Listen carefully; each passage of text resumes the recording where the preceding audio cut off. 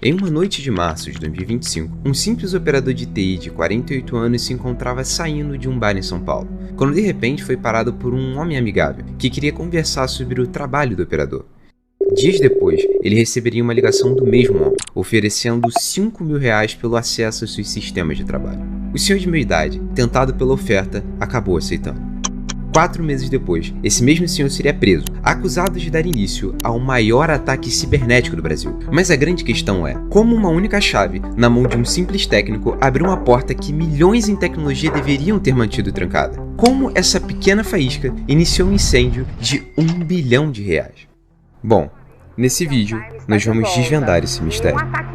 Um ataque hacker milionário, um ataque hacker. Um ataque hacker pode ser considerado o maior da história do sistema financeiro nacional. Levou mais de R$1 bilhão, o que está sendo chamado de o roubo do século.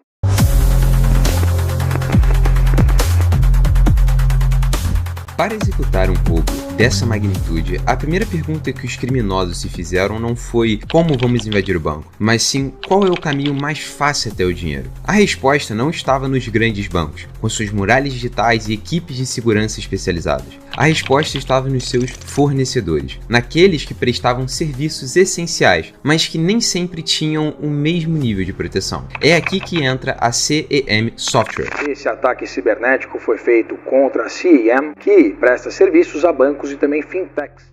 Ela presta um serviço conhecido como Banking as a Service, funcionando como uma ponte de tecnologia que conecta dezenas de instituições financeiras menores ao sistema de pagamentos do Banco Central. Atacar um grande banco de frente é tentar arrombar a porta do cofre. Atacar a CEM é atacar o carro forte no meio do caminho, uma tática clássica conhecida no mundo da segurança como Supply Chain Attack. O alvo estava definido, agora vinha a segunda parte do plano. Como entrar no carro forte? A forma mais fácil seria com a ajuda de quem já está lá dentro. Eles precisavam então de um funcionário, de um insider.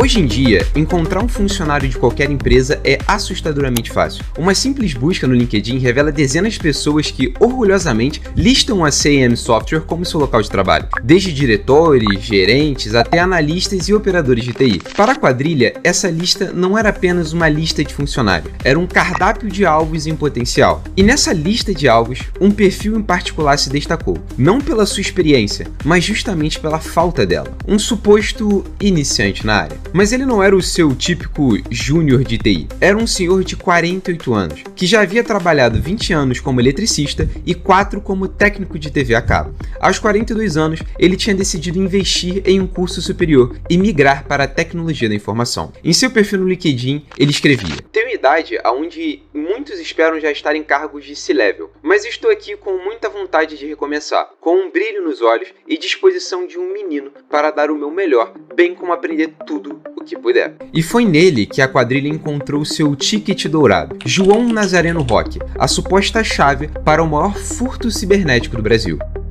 Tudo foi muito bem pensado. Segundo o depoimento de Roque, as negociações eram feitas por chamadas no WhatsApp, em um telefone que era trocado de 15 em 15 dias, e o pagamento era entregue por motoboys. João não fazia ideia de quem estava comprando suas credenciais. E inicialmente era só isso, mas os atacantes logo perceberam que as senhas do funcionário sozinhas eram inúteis. Para usá-las, era necessário ter acesso à rede interna da CEM, o que só era possível através de um computador corporativo com VPN, ou estando dentro do prédio da empresa. Diante dessa barreira, 2 semanas depois da primeira negociação, eles ofereceram ao funcionário mais R$10.000 para ele executar alguns comandos no computador corporativo que ele possuía. E bom, ele aceitou novamente. Evidente que ele usava o equipamento, olhava algumas anotações, inseria os comandos, que a gente acredita que seja os códigos maliciosos.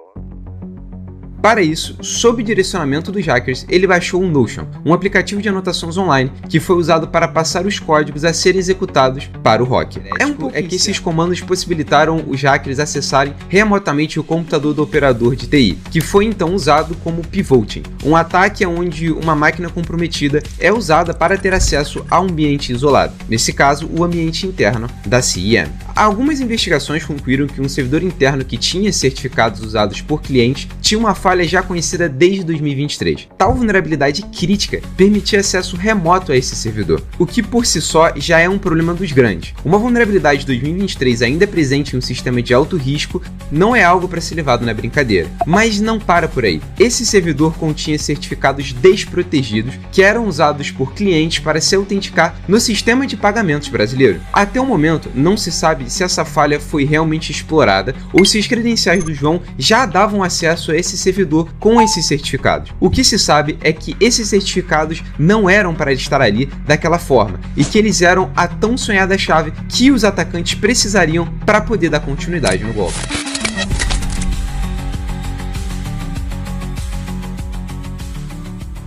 Até esse momento, diversos procedimentos de segurança CIEM foram ou ignorados ou completamente burlados. E com a ajuda de João, eles conseguiram se infiltrar na empresa sem precisar lidar com diversos mecanismos de defesa que ela tinha. Mas mesmo assim, eles ficaram dias na rede interna da empresa, executaram comandos em um computador corporativo e supostamente invadiram um servidor extremamente delicado. Tudo isso sem chamar a atenção de nenhuma equipe de segurança. O que, bom, é no mínimo bizarro. Mas o que estava por vir era ainda mais bizarro. Com esses certificados legítimos em mãos, eles emitiram ordens de pagamento contra as contas reservas de instituições financeiras. Essas contas reservas continham fundos massivos e que eram usados quando haviam necessidade. E na madrugada do primeiro dia de julho de 2025, essas reservas começariam a drenar. O cibernético teria desviado mais de 500 milhões de reais da CIM Softwares.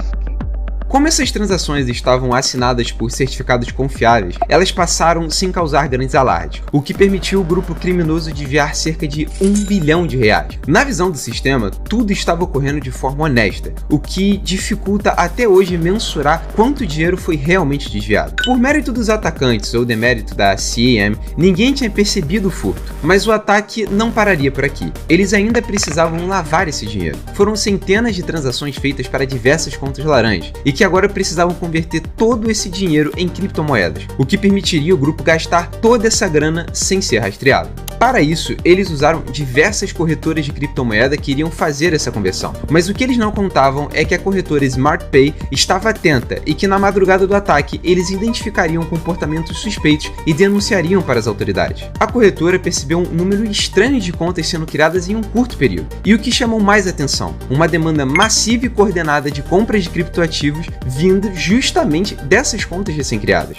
Embora após essa denúncia, essas contas tivessem sido congeladas, estima-se que o grupo tenha conseguido escapar com cerca de R$200 milhões em criptoativos. Até o momento, nenhum membro do grupo foi identificado nem preso, diferente do ex-funcionário da CIEM que foi preso na noite de 3 de julho de 2025 e que agora pode enfrentar uma longa sentença, que pode chegar a 20 anos de reclusão. João é suspeito de ter recebido R$15 mil para ajudar nesse golpe e, segundo seu depoimento, ele confessou ter sido aliciado por outros indivíduos e os auxiliou a ingressarem no sistema que realizou as solicitações de transferência via Pix diretamente ao Banco Central. Suspeita-se de que no mínimo 4 jovens estão envolvidos nesse ataque. É possível que mais estejam envolvidos. O Banco Central não ficou parado e suspendeu 3 instituições financeiras suspeitas de terem recebido recursos desse ataque, e agora está sendo investigado se elas possuíam alguma relação com os criminosos. No Reclame Aqui da Sof Pagamentos, uma dessas empresas sendo investigadas, nós vimos que nos últimos dias diversas novas reclamações foram feitas justamente sobre uso indevido de dados, criações de contas, Pix que eles não conheciam e coisas desse gênero, o que é bem estranho. A Sof recebeu cerca de R$200 milhões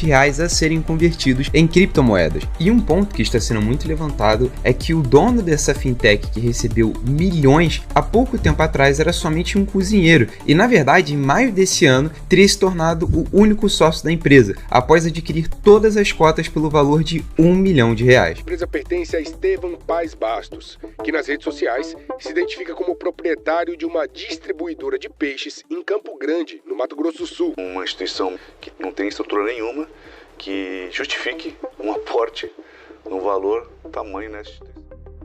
Esse ataque não custou barato para o Brasil e vai deixar um marco histórico que impacta não só a economia brasileira, como a imagem do país, sendo mais um exemplo do risco de não levar a sério a segurança digital.